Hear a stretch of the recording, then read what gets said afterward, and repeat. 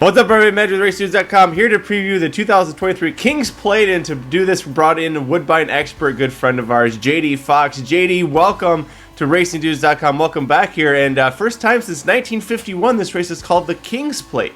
Yes, I put it in my background, so I did not call this race the Queen's Plate. I figured I had to put it on the screen somewhere to make sure I don't mess up, and I still think I'll mess up 2 to 3 times during the course of this interview magic. That's all right. People might know this as the Queen's Plate, the oldest continuously run horse race in North America. This will be the 164th edition. 17 entries in here, which is the maximum that they're allowed to have. Plus 2 also eligibles. Go to mile and a quarter on the Tapeta synthetic at Woodbine. First leg of the Canadian Triple Crown. $1 million purse on the line. And the favorite in the race is a horse that a lot of American racing fans are going to be familiar with. The number 6 Kalik for trainer Chad Brown. This horse won the Grade 3 Pennine Ridge 2 starts back. It was over Far Bridge, over Silver Knot. We saw Far Bridge come back and win the Belmont Derby. Silver Knot at the time was a horse we thought was very strong for Charlie Appleby. Last time out, the Grade 1 Belmont Derby, JD, maybe that was, a little bit too much for him, but he also didn't get the lead like he'd gotten in the Pennine Ridge, and maybe that's a case to play against him in the I already messed up, in the King's Plate. Yeah, really, I think the biggest challenge and the biggest hurdle in the Belmont Derby Invitational for Kalik was just how fractious the horse was in the gate. Irad really tried to settle the horse down. This horse generally breaks on top when the horse does well, and the horse didn't break on top, and that was basically it in that race. In the Pennine Ridge, obviously, had it his own way up front, and if this was a situation where he could do that, I think he's probably the most talented horse in the field. But I just feel like, given that this is a traditional Ontario-bred stakes race, even though it's the biggest one of the year, there are a lot of sprinters signed on here and people stretching out to where I don't think Kalik is going to get that easy lead up front like we saw back at Belmont. So the horse that actually comes in with the highest buyer in the field is the number 11 Touch and Ride. He got a 91 buyer for breaking his maiden in his second career start. That was last time out, is his first time on synthetic. He's a Candy Ride gelding. His dam sire Nigon won the Queen's Plate in 2004, so distance stretching out to mile and a quarter shouldn't be an issue. And he clearly seemed to like the synthetic last time out, so that was good. The main question I have on it, how big of a step up is this race compared to that? I mean, this is a race that's restricted to Canadian-breds, and you do have a Grade 3 in America winner here.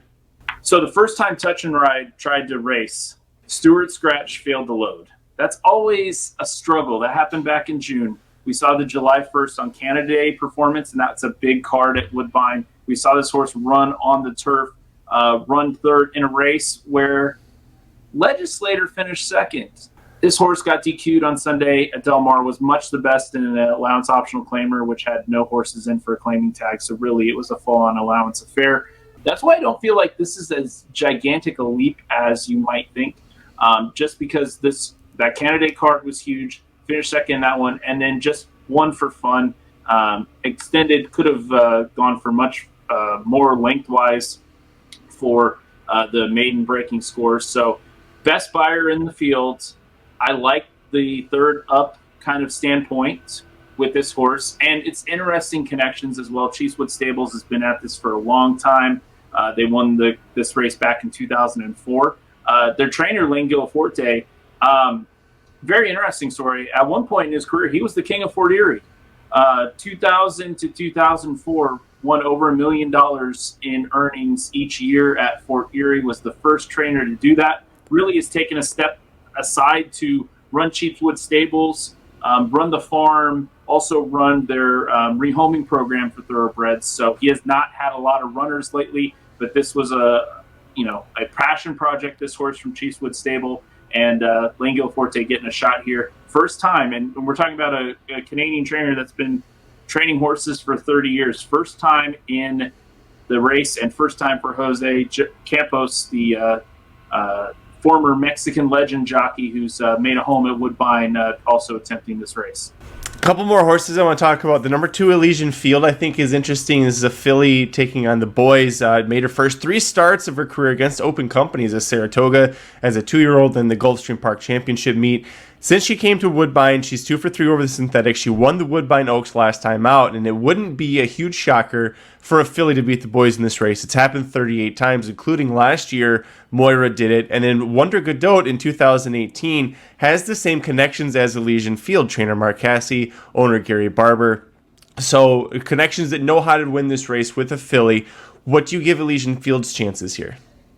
I really like this this horse, and I think this horse can get a good trip behind the speed in this race. Something we have to remember, Magic, when for those not familiar with Canadian racing, and you think, oh, a filly in the biggest race of the year, we've seen it happen so often recently. Holy Helena in 2017, Wonder Godot in 2018. Yes, it's Godot, not Godot. Why, I don't know, but we're moving on. And then Moira last year, all Moira did was set the track record. Mind you, this is only going to be the 8th running over the Tapeta, but still it was an impressive performance. So fillies do well in this race, and that Oaks to now King's Plate move has been a very successful one for a lot of people. Sahin Savache, probably the hottest rider, having is second in the jockey standings this year at Woodbine so far, but really has heated up in the last couple years for a Canadian-bred jockey. Good to see there. Mark Casse knows what he's doing, placing his horse in the right spots going in. Strong boot up kind of in the Fury after breaking the maiden. Got here, extended out in the Oaks, and should be ready to go.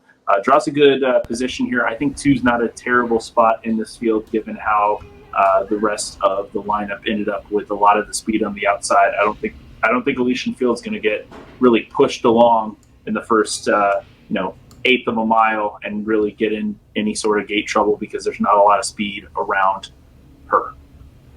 Well, let's go through our picks here. We'll talk about the fourth horse each one of us are using when we do this. Top pick for me, I'm going to make it number 6, Kalik. I think he's coming out of a huge class adjustment after being the Belmont Derby, the Pennine Ridge, a race that Chad Brown said they were planning on racing him in no matter what happened in the Belmont Derby. So he shows up here. He gets Kazushi Kimura, who's the leading rider at Woodbine right now for him. My second pick is going to be your top pick. Who is it? My top pick is Touch and Ride, 12-1 on the morning line, coming out of the 11 hole. Obviously, just broke the maiden. Most likely raced runner in the field, but I think has a strong chance and has obviously the strongest buyer figure we've seen in this field so far. And then next up for both of us is a horse we didn't talk about. I'll let you go first. Coco Kaipu, which is Finnish for Wanderlust. And these are the Caribbean connections. Ted Holder out of Barbados, Rico Wolcott out of Barbados as well. Was multi-time leading jockey at Century Mile the past few years. Shipped his tack over to Woodbine. Also a great story. Had a brain tumor and got it operated on. Is back riding this year and is in the King's Plate for the second time first since 2015. So strong efforts in the Marine and the Queenston, held out of the plate trial intentionally by the connections, wanting to stay fresh for this race. So hasn't run since July 1st. I believe he's going to be the freshest horse in the field. Has a good late closing kick.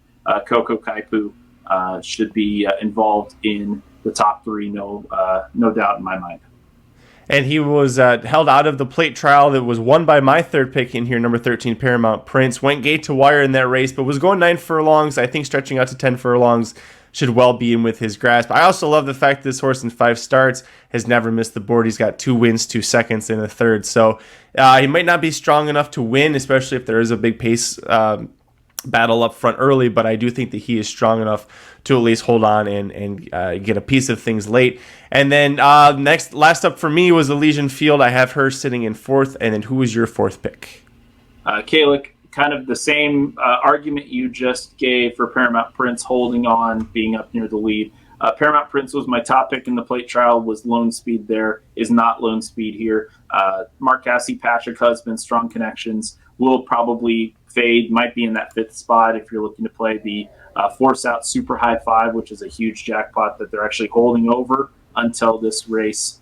No, you can't get it on Thursday or Friday or Saturday. You got to wait to play it in this King's Plate on Sunday. Well, there you have it. That's our picks for the King's Plate at Woodbine on Sunday. What are you playing? Let us know down below in the comments. Before you leave, make sure you hit like on the video, subscribe to youtube.com/racingdudes. Big thank you to our special guest, JD Fox. Thank you for joining me. Make sure you follow him on Twitter. Put his handle down there as well. Good luck at the races. RacingDudes.com is your home for the best free picks for every race, every track. Summer's here. Our picks are heating up. We want you to join us in the fun.